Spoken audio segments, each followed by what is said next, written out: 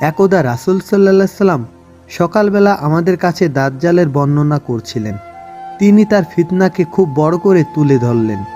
বর্ণনা শুনে আমরা মনে করলাম নিকটস্থ খেজুরের বাগানের পাশেই সে হয়তো অবস্থান করছে।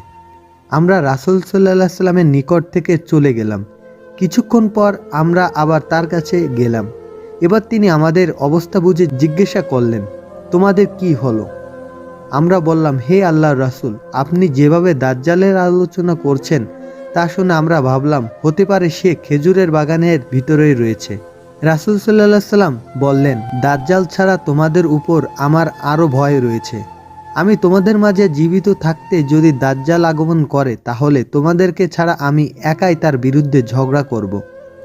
আর আমি চলে যাওয়ার পর যদি সে আগমন করে তাহলে প্রত্যেক ব্যক্তি নিজেকে হেফাজত করবে। আর আমি চলে গেলে আল্লাহই প্রতিটি মুমিনকে হেফাজতকারী হিসেবে যথেষ্ট।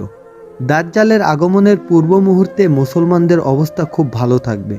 তারা পৃথিবীতে শক্তিশালী এবং বিজয়ী থাকবে। সম্ভবত এই শক্তির পতন ঘটানোর জন্যই দাজ্জালের আবির্ভাব ঘটবে।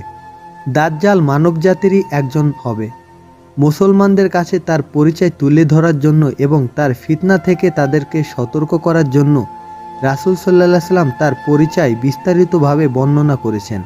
মুমিন বান্দাগণ তাকে দেখে সহজেই চিনতে পারবে এবং তার ফিতনা থেকে নিরাপদ থাকবে। নবী করিম সাল্লাল্লাহু আলাইহি সাল্লাম তার যে সমস্ত পরিচয় উল্লেখ করেছেন মুমিনগণ তা পূর্ণ অবগত থাকবে। দাজ্জাল অন্য মানুষের তুলনায় স্বতন্ত্র বৈশিষ্ট্যের অধিকারী হবে। জাহেল মূর্খ